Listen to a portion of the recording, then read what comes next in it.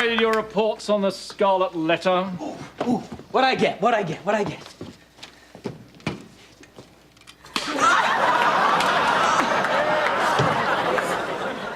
An F. Wow. Just like Demi Moore in that movie. You know, The Juror? Now, class, I was very disappointed, I must say. Only one student got an A.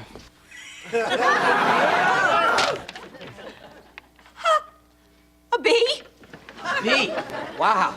It's like the first time in 10 years you got anything but an A. God, you must feel like dirt. Wait till I tell Paul Zimmerman, school reporter. All right, maybe I shouldn't say anything. I can keep a secret. By the way, did you know Zimmerman's gay? Did you hear about Amber's yeast infection? Mr. Monteleone, there must be some mistake here. Oh, I get it. This is a joke. You guys, where's the camera? Is it April 1st? It's no joke, Miss Malloy. Your grade is correct. Amber, you were the only one who got an A. Wait till my parole officer hears about this. But I wrote an imaginative essay comparing Hester Prynne's struggle to the charges against Benazir Bhutto in modern-day Pakistan. All she did was write exactly what you said in class. Hester did a bad thing and was punished, as she should have been, the little tramp. Well, I read it 40 years ago, and that's what I remember. Now, rather than weep about your grades, prepare yourselves for next week's oral reports. They will determine your final grade. Mr. Monteleone, I still don't know what I did wrong here. I mean, isn't the whole point of reading books to form your own ideas, to stimulate thought, to interpret? You're cutting into my coffee and cigarette time. Your grade is a B. I can handle a B. I'm not one of those kids that's driven to get an A no matter what. I can deal with a B. No, I can't. What are you complaining about? I got staples on my chest. You don't see me crying. Shut up.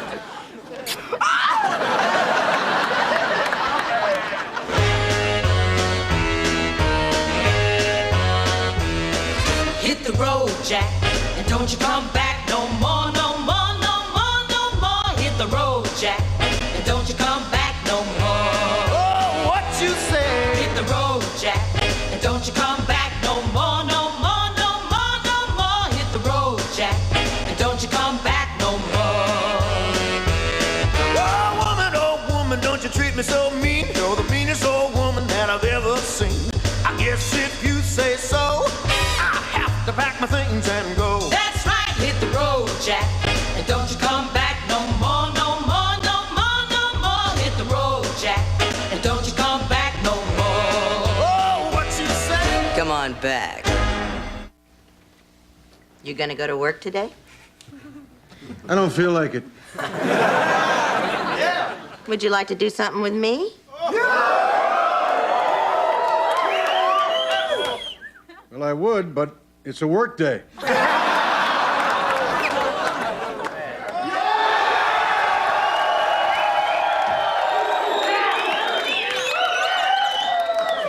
What's wrong, sweetheart? I got a B. Honey, it's not your fault you're totally uncoordinated. You get that from Daddy.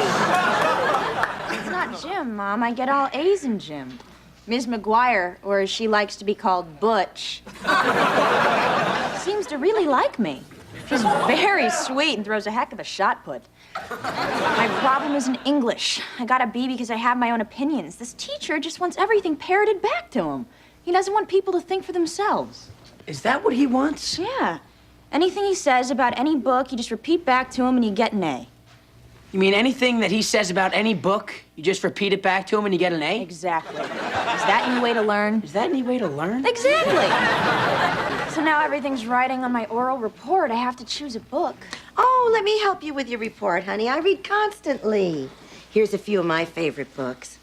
Love's Passion. Passion's Love. A Slave for Sally.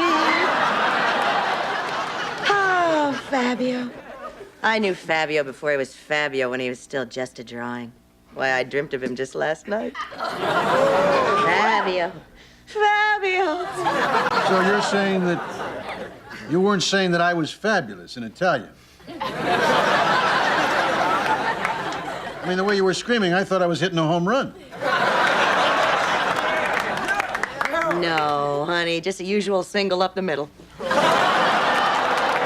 not a single up the middle, that was a triple. Or at least a double, maybe a ground rule. Call it sacrifice fly.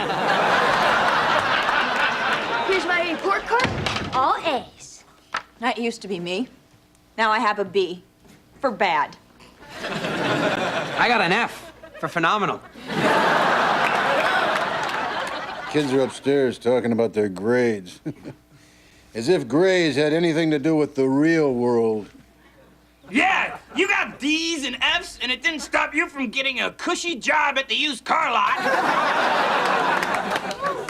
Bet you couldn't wait for your 20-year reunion, eh, Jack? Hey, it's Jack Malloy, the used car salesman. Gee, I wish I married him. I could be driving around in a 5-year-old Taurus. What? You know, sometimes I wish I could go back to high school for a while. I'd be just like those kids on 90210. They're my age. And I got more hair than that Dylan. And I'm a lot more fun than those kids on Party of Five. A root canal is more fun than those Party of Five kids. You know, the entertainment industry could use a new action hero. They're all either too old, too fat, or don't speak English. Or like Stallone, all three. Folks, introducing Rex Floppy. He takes his women like Noah took his animals. 2 at a time.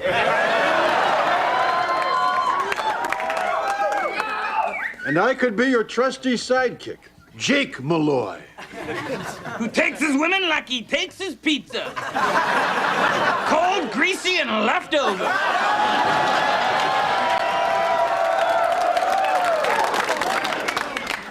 When you're starving, anything tastes good. You know, Floppy, I think we really should make a movie. Just a nice little independent feature that we could get some nerdy executive to see at Sundance and then pay us $1 million, you know, to justify the ski trip. I'm getting an idea. 2 guys in a basement, and a lot of naked girls come visit them. I'd see it. A Floppini production.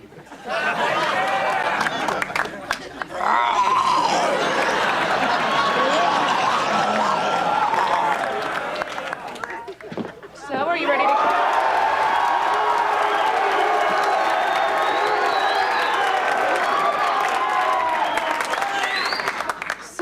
Ready to cave in like the rest of us? No, I'm not giving in to the intellectual fascism of Mr. Monteleone. I've done what great rebels have done throughout history. I tattled on the tyrant. I wrote a letter to the school board, and he should be out of here quicker than a Meryl Streep film is out of the theaters.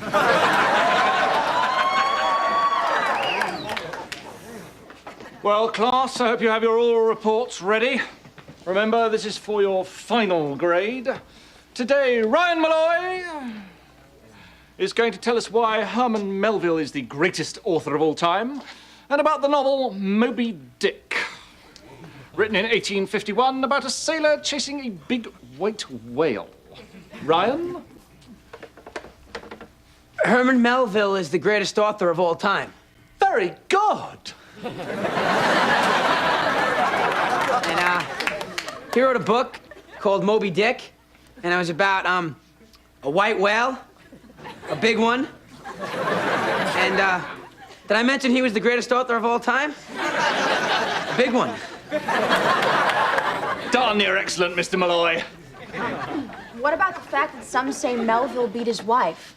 Wouldn't it be thought-provoking to discuss whether we should judge a writer more harshly if he was a monster in real life?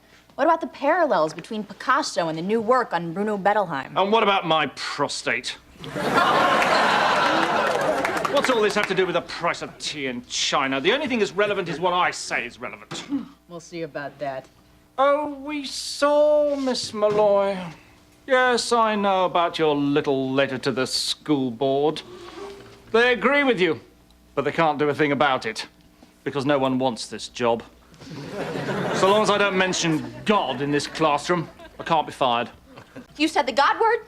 Who's going to believe you? God, God, God, God, God. See, no one can stop me. I may not be able to afford a Geo Metro, but I can do this. Your paper deserved an A, but you get an F. Why? Because I can't pay my electric bill. I can do what I want. Not out in the world, where I'm just a crazy old man living on cat food and stealing apples from Lucky's.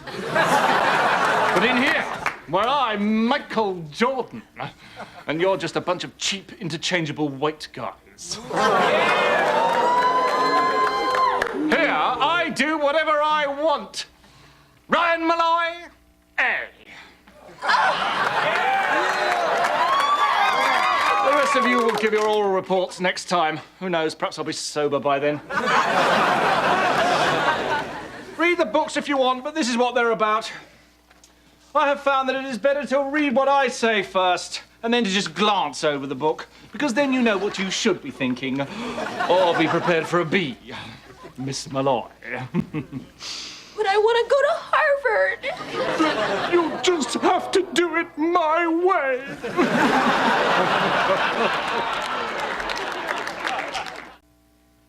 Now that was a triple. You barely beat out that bunt. Hey, guys. How'd it go in school? Oh, this parroting thing really works great. It's a breakthrough, an epiphany. That's the right word, right? Did you hear someone use it that way? Yeah. Yeah, that's the right word.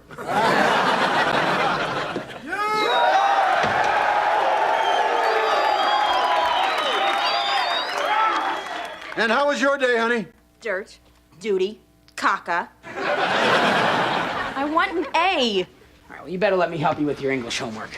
Here are Mr. Monteleone's opinions on all the books for the final exam. I looked them over, and he's right. I can't believe this. He says that Joseph Heller's Catch-22 is a novel about World War II. Hello, Mr. Heller? Mr. Joseph Heller?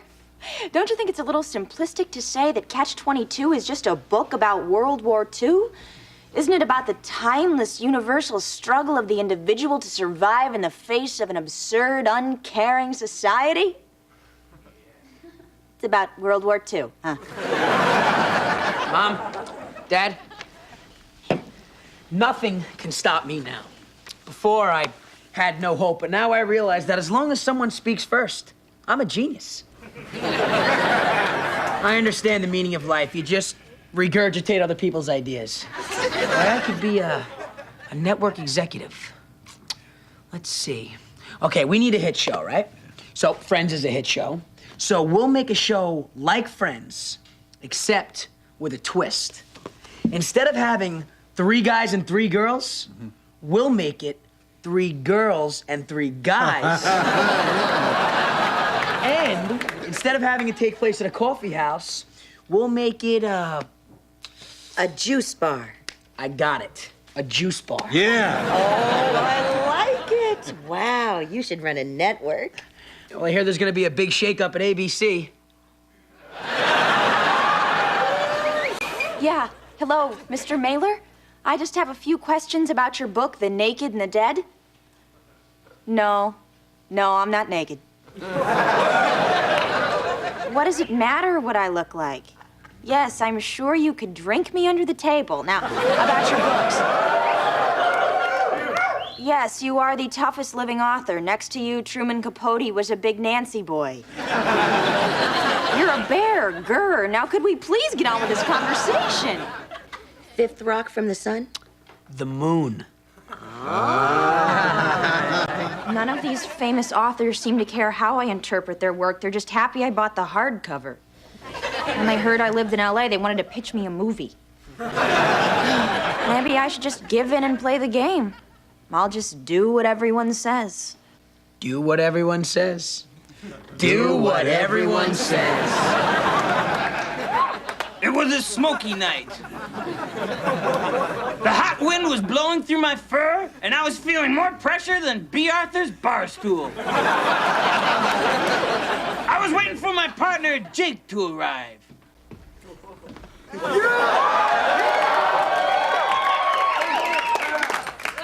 Howdy, partner.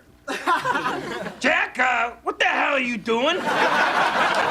We're making a movie about 20-somethings who work in a video store, talk about life, and plan a bank heist. I want to be a cowboy. You can't. Well, I want to. Fine, you're a cowboy. Gay.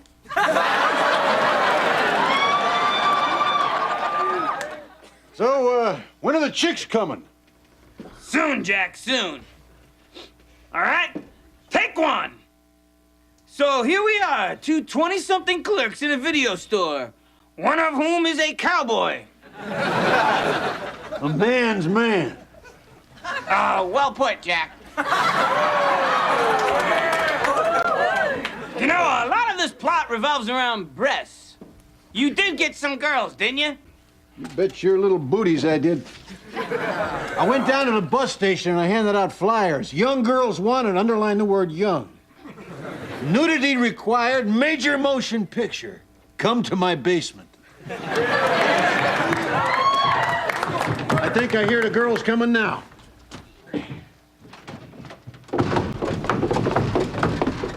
You're under arrest, sicko. Now look, officer, you got it all wrong. We're just making an independent film here.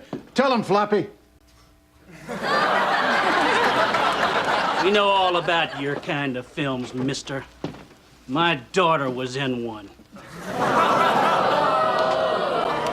You think she'd want to do another one?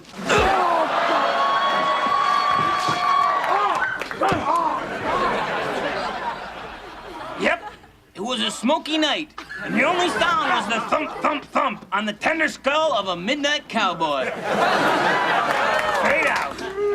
Thank you.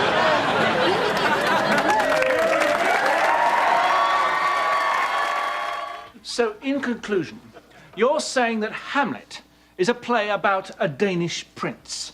And at the end... Hamlet is a play about a Danish prince. At the end, everybody dies, which teaches us that everybody dies. Very good. Thank you, Alice. You get an A. In fact, everybody so far has got A's. Well, there's only one person left. I'm sure she won't let us down. I mean, with everybody getting A's, I'm sure the smartest person in the class will get one. Miss Malloy.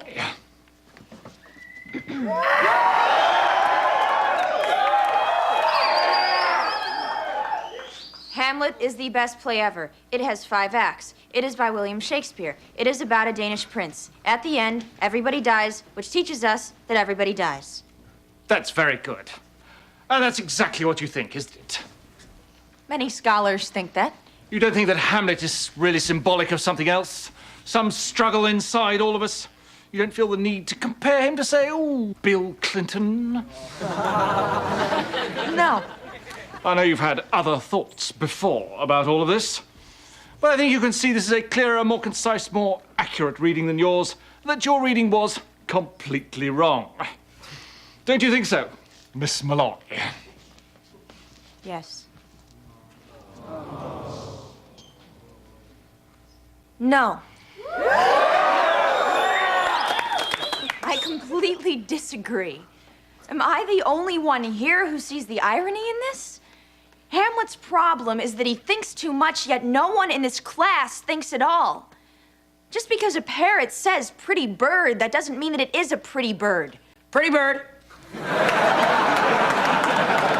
People write to be interpreted. The whole point of writing a book is to make people think for themselves, not just to spell it out for them. That's what TGIF is for. There's only 20 people left in the U.S. who actually enjoy reading. Don't break the spirit of one of them. Which? Pretty bird. Pretty bird. Yes, I like to read and I admit it. And I like to think. And if you think that I don't deserve an A because I think, then you know what? I don't want your A. I got a B. Oh, Mr. Monteleone gave me a B. My life is ruined. My perfect record is ruined. I got a B. A B, a B, a B. Actually, you got a B minus. Which is pretty much a tarted up C plus. So, you pretty much got a C.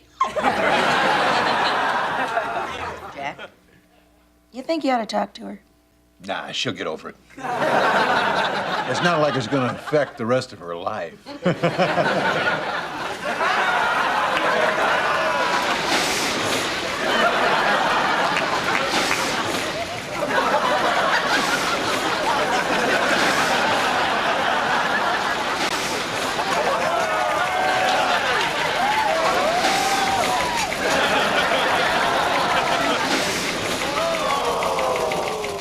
Is my little black dress ready for my funeral? Yes, dear. She's dying. Monteleone.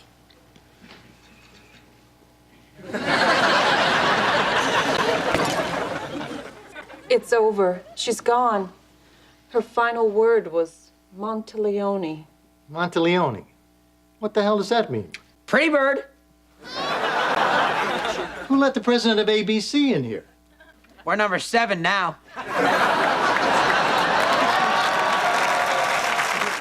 Dear Mr. Floppy, how do you stay in shape? Monique G. Milan. Dear Monique, I know it's a cliche, but I have Derek, my personal trainer. Check out these guns. I got it all. Well, let's face it, it's all steroids and diuretics. Remember out there, kids, Mr. Floppy doesn't drink until the job's done. Job's done.